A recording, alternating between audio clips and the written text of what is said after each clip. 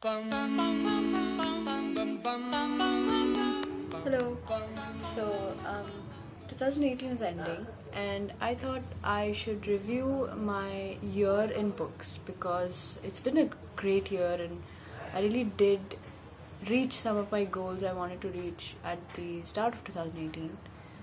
So, a little bit more about that, and let's get started. So, at the start of 2018, I met some incredible people who share my love of reading books.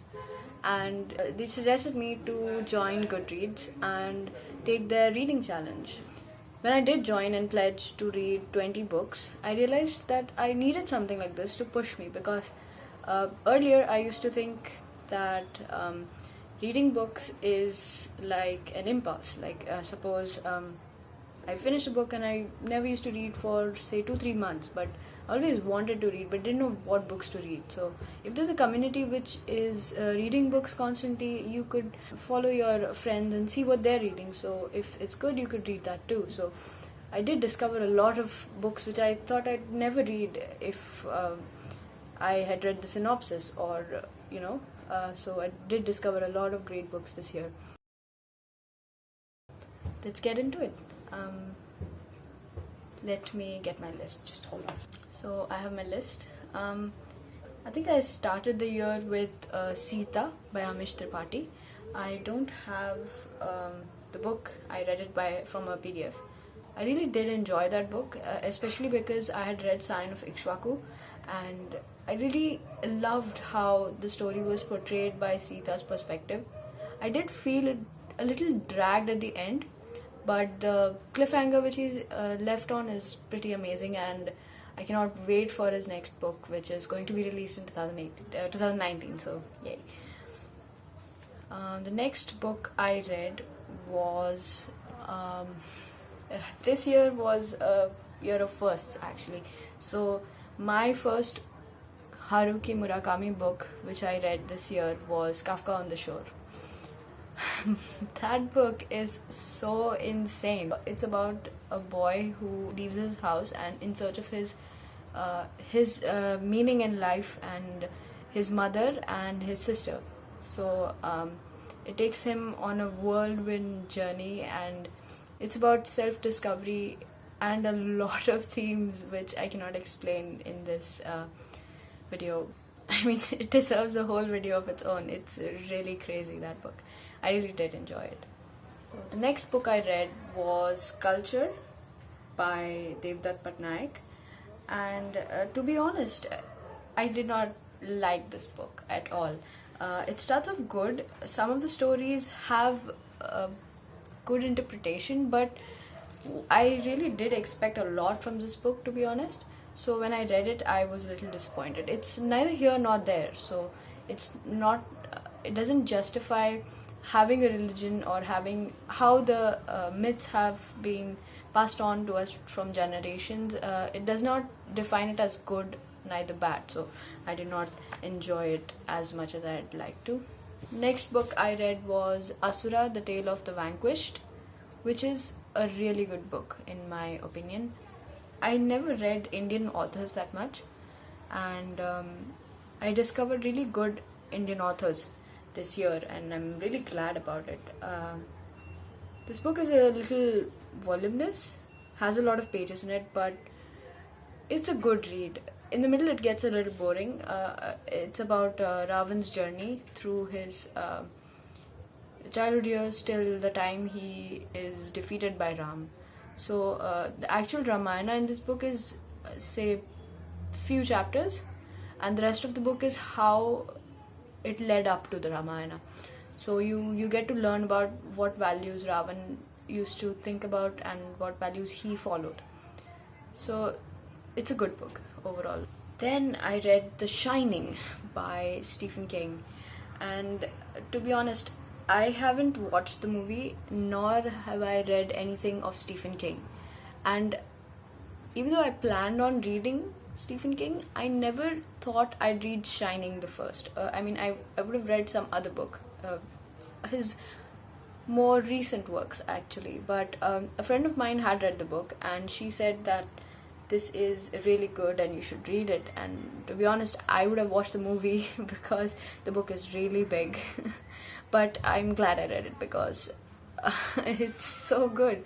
And Joey really did mean it when he says that it is the scariest book there is, because there are times when you get so scared while reading the book, you'd want to put it in a refrigerator.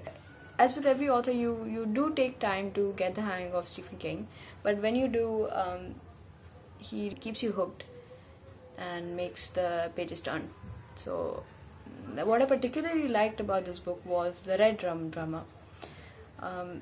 Whole through the book, you are told about this boy who goes around saying red drum, and you are not told until the almost the very end of the book what it actually means. Wouldn't want to give away the surprise, so I won't tell what it is, but the way it's handled is really good. After reading Kafka, the thing about Murakami is that you get withdrawals and symptoms.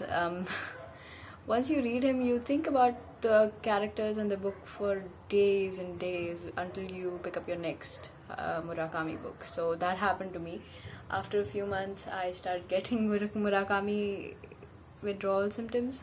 So I picked up Norwegian Wood, which in my opinion should have been read before Kafka, because Norwegian Wood is actually a pretty normal, yeah. It's very normal compared to his other stuff. So Norwegian Wood is about a boy who falls in love with a girl, and the girl goes to the mental hospital, and then meanwhile he falls in love with another girl, and how he has to cope between his feelings for these two girls. So as you see, it sounds like a pretty normal novel, and it was actually.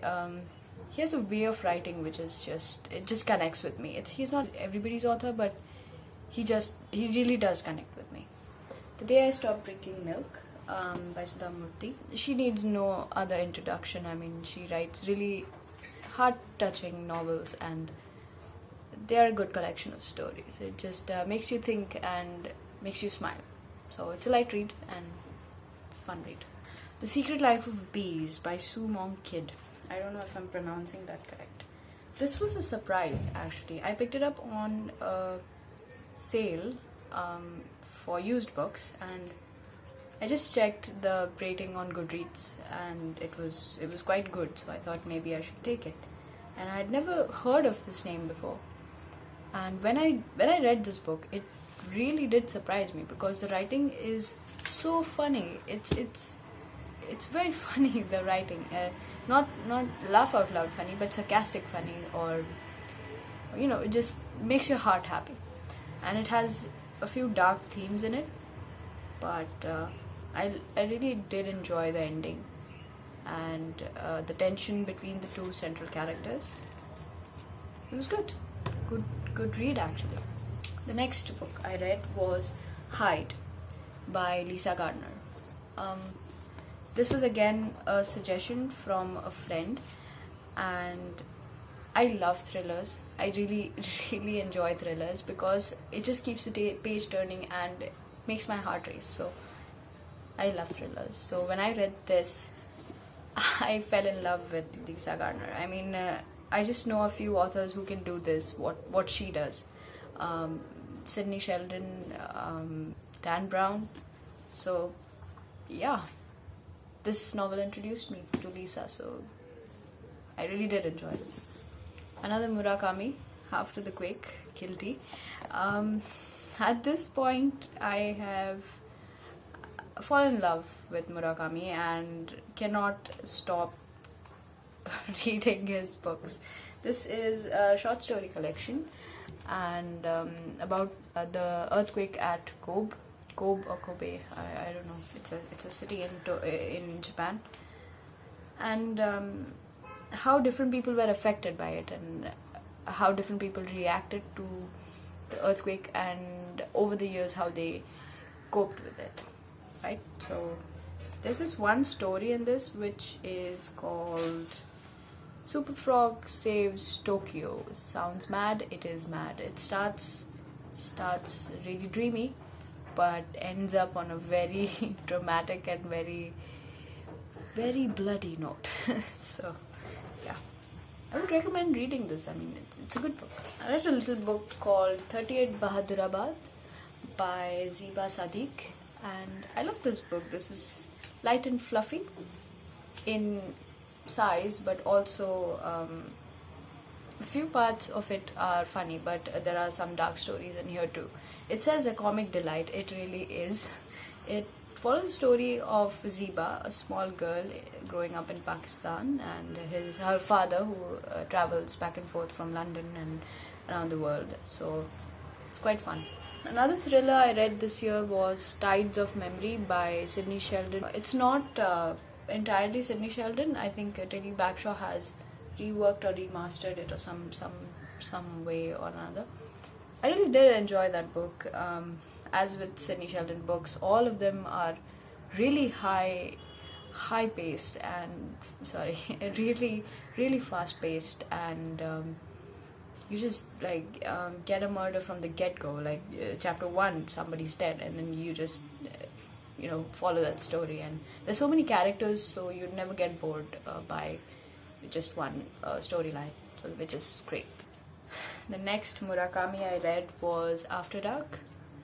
To be honest, I was the most disappointed by this book because I expected a little more from this one, as with Murakami you do, but it was okay. It wasn't that great, and it was a light read too. I mean, there weren't any major dark themes as with Murakami, but it was a okay read. I mean, good for just a nighttime read, or say if you're traveling somewhere, it's the book you take. After years and years and years of wanting to read The Little Prince by Saint-Exupéry, I finally did read it this year. It's just a tiny book. I think it's just 100 pages or something, but it has such profound themes and such profound teachings that you kind of forget as you grow up along the way, and it's just a trip down memory lane. I mean, we have been taught about this book since I was a little kid, and just reading it made me a child again, and it has pictures, which is really sweet. So I fed my Lisa Gardner obsession with another book of hers, Find Her, which was again fast-paced, a murder at the start, and really dark thriller. So I love how her novels has this central female investigator and detective, which is quite fun to see, and how she copes with her family and her work. Then I read The 7 Spiritual Laws of Success. Now, to be honest, I did not enjoy it as much. It's a very tiny book, as you can see, but maybe I have to age enough to appreciate this, so here's to aging. I read Death Note. Yeah, I had seen the anime before, twice actually, and I don't know what came over me. I wanted to read the manga, so I started reading and quickly realized that the anime is quite similar to the manga. I mean, even the frames which are there are quite similar. So I did not read the whole thing. I just left it, I think, after 6 or 7 volumes. So yeah, but whatever I read was really good. Even though I knew the story, I really did enjoy seeing it unfold page by page. So that was quite fun. And so these are the books I read, and I listened to a few audiobooks as well. So the first audiobook I read listened to was Seriously, I'm Kidding by Ellen DeGeneres. It's a good nighttime listen, as in when you're slowly drifting away to sleep with Ellen's voice in your ears, and she's telling you about how her day was or how you can be more cheerful and kind to people. It's 50% life advice and 50% just making you laugh. So overall, it's a one-time listen and a good one. Then I listened to How to Be a Boss by Lily Singh. I was on the fence of buying this book or listening to it, to be honest, because I had seen the book before and I was a little turned off by how there was her photo in almost every other page. Like for every chapter introduction, she had a photo of herself. So I don't feel that the book was meant for me. It was clearly meant for younger kids, who like to see pictures of their favorite YouTuber or whatever. I mean, after seeing that, I really did not feel like buying the book. So I jumped up to Audible and I got one free credit. So I thought, why not, listen to this? So I did listen to it. It was very similar to how Ellen did her audiobook. It was 50% life advice and 50%, funny stuff, the book. And it really talks about how she has grown as a person and as a creator on YouTube. Drum Girls and Dangerous Spy by Jordan Sonnenblick. And I was blown away. The guy who narrates the book is just so good at his craft that you just feel like you are in the house with the characters and living the life that they are living in. And it's really heartwarming and heart-wrenching how the story unfolds, and it's really cute, the story. If I had a book I was reading, I may not have enjoyed it that much because the story is quite normal, as in it isn't extraordinary, but since I heard it, it made it stand out for some reason. So I would really recommend to listen to this audiobook. And that's it. That was my year in books, 2018. Just a heads up, I want to read more of scientific books this year and classics. So I've made a list of books which I want to read in 2019, and let me know if you want me to share that with you. Currently, I'm reading The Handmaid's Tale by Margaret Atwood. I'm on page 98 and it hasn't latched on yet. I'm very worried about it. Let's hope for the best. Hey, those who are watching still, a very happy new year, and hope you have an amazing year ahead. Right, I'll see you guys on the other side. Cheers.